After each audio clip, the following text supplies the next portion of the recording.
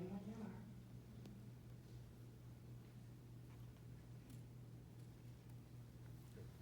Deborah Ball says that one of the reasons we struggle to have deep, meaningful professional conversations is we lack a common shared vocabulary. Just look at how we talk about experienced teachers. I'd like to believe that I perform magic, but probably way more of the time it's more like surviving a battle or besting a foe, even if it was an adversary of my own making. But my real personal favorite, the one I think is me, is this.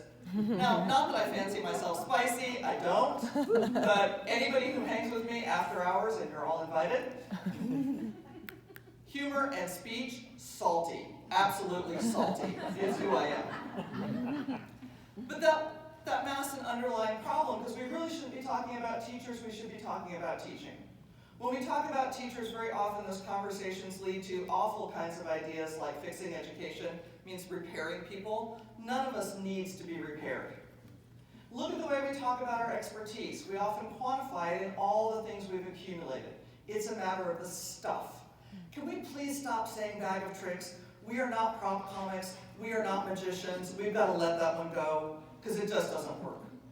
But what if even then we've got it profoundly wrong? What if expertise really has very little, or at least a whole lot less, to do with the what and the how, and it really resides in the decision making? It resides in what we do with and why we do it. Pick your favorite framework. There's tons of them out there.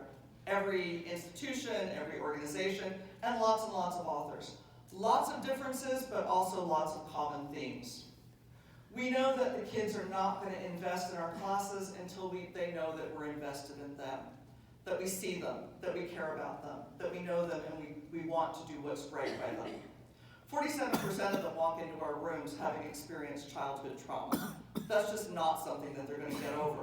So we've got to connect. And it doesn't mean there's only one way to do that. But we have to see them not as generic kids. We have to see them as people. People with names, people with lives, people with stories outside of our rooms. And remember that 47% of them that live with childhood trauma? I would posit that it's more like 90% of them that live with school math trauma. And that's on us to stop it. We just have to stop it. But how do we start to stop it? Well, we can start by making sure our rooms look like them even when we don't. By making sure that they are massively, continually, lovingly invited to be successful in mathematics and frame that in new ways. But our content matters. It's not everything we need to do, but our content matters. We have to come up with good tasks, whether you frame them as tasks, whether you frame them in terms of the quality of the cognitive demand. Now please, please, please do not interpret this as write your own curriculum. That's a completely different talk, or more like a big rant. But what it does say is that we have to pick good stuff. Good stuff meaning things that kids actually see as worth engaging with, worth thinking about, worth falling in love with. And then we have to get their ideas out in the room, because it matters to them, it matters to us, and it matters to their peers. Their voices, their ideas have to have room to breathe, they have to dominate. Now, whether or not you are one of the people who seems to believe that vertical non-permanent surfaces is going to reverse climate change and save the world, I don't have to be one.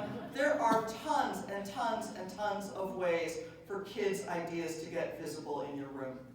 And we have to be really careful that in all of the conversations, which I love and honor and cherish around rehumanizing mathematics, that we're really, really careful about using all, because all very often lets the individual remain invisible. And once and for all, can we please come to an agreement that equity sticks are not the answer, and might not even be an answer?